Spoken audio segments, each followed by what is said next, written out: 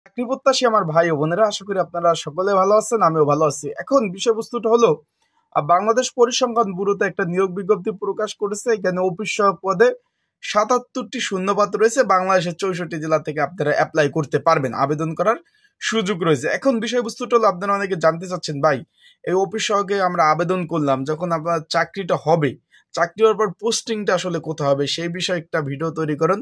যেহেতু চেয়ারম্যানের বিষয়ে একটা ভিডিও অলরেডি আপলোড দিছি যে চেয়ারম্যান পদের পোস্টিং কোথায় হবে, এখানে ১৭৯ জন লোক নেবে, আপনারা দেখছেন অনেকেই। আর সেক্ষেত্রে অনেকে জানতে চেয়েছেন যে ভাই অফিস সহায়ক পদের আসলে পোস্টিংটা কোথায় হবে, এই বিষয়ে একটা ভিডিও তৈরি করেন। ইনশাল্লাহ আজকের এই ভিডিওর মধ্যে এ টু জেড থাকবে। পরীক্ষা কোথায় হবে অ্যান্ড আপনাদের চাকরি পোস্টিং কোন জেলা ভিত্তিক হবে না শহর ভিত্তিক কোথায় হবে, সেই বিষয়ে ইনশাল্লাহ আজকের এই ভিডিওর মাধ্যমে আপনারা জানতে পারবেন। অ্যান্ড অ্যাপ্লাই কিভাবে করবেন সহজ নিয়মে, সেই বিষয়ে আপনাদের জানিয়ে দিব। চলুন ভিডিওটা শুরু করি। তার আগে বলে দিই, আপনার যারা আমার ইউটিউব চ্যানেলে নতুন, তারা অবশ্যই আমার ইউটিউব চ্যানেলটা সাবস্ক্রাইব করে রাখবেন। ফেসবুক পেজ থেকে ভিডিও দেখলে অবশ্যই ফলো করবেন, লাইক কমেন্ট শেয়ার করে অন্যকে দেখার সুযোগ করে দেবেন। নিচে কমেন্টস বক্স আছে, কমেন্টস করতে পারেন চাকরির যে কোনো বিষয় জানতে, এবং নিচে লাইক বাটন আছে, ক্লিক করে দেবেন। এখন এটা আবেদন কিন্তু ভাই চলতেছে, আবেদন অলরেডি চলমান। আমার হাতে নিয়োগ বিজ্ঞপ্তিটা রয়েছে, আমি একটু আপনাদের দেখাই দেই।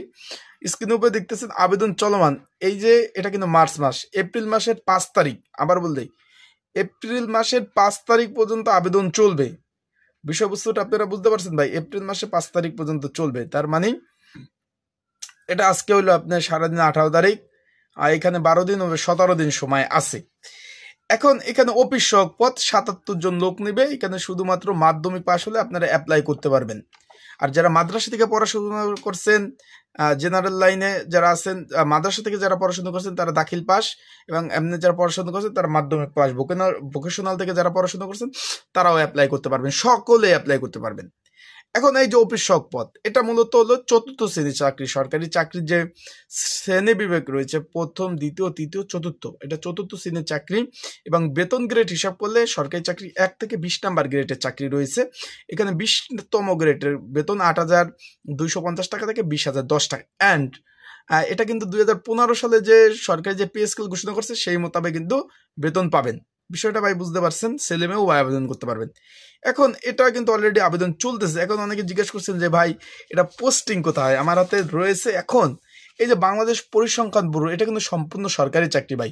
এটা পরিকল্পনা মন্ত্রণালয়ের অধীনস্থ। ১৯৭৪ সালে আপনার ২৬ আগস্ট এটা প্রতিষ্ঠিত হয়। ১৯৭৫ সালে এই পরিকল্পনা মন্ত্রণালয়ের অধীনস্থ তারা নিয়ে নেয়। এটার মূলত কাজ কি? জনশুমারি, কৃষি শুমারি, মৎস্য শুমারি, প্রাণী সম্পদ শুমারি, অর্থনৈতিক শুমারি ইত্যাদি ইত্যাদি শুমারি কিন্তু তারা করে থাকে। আপনারা দেখবেন বিভিন্ন সময় যে শুমারিগুলো করে আপনার অঞ্চল বা গ্রামে, এগুলো কিন্তু এই পরিসংখ্যান ব্যুরো থেকেই করে। বিষয়টা বুঝছেন ভাই?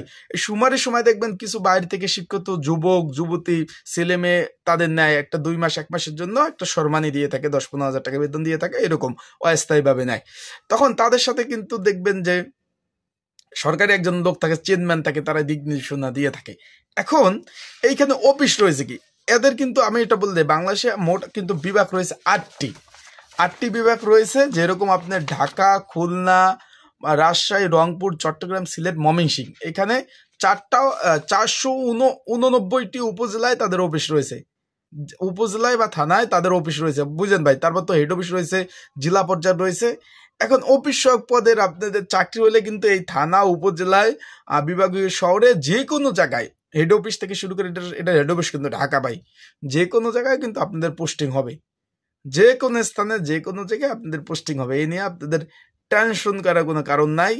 নিজ জেলাও আপনারা পোস্টিং পাবেন। তাছাড়া আরও বলে দেই কোথায় কোথায় পোস্টিং হবে।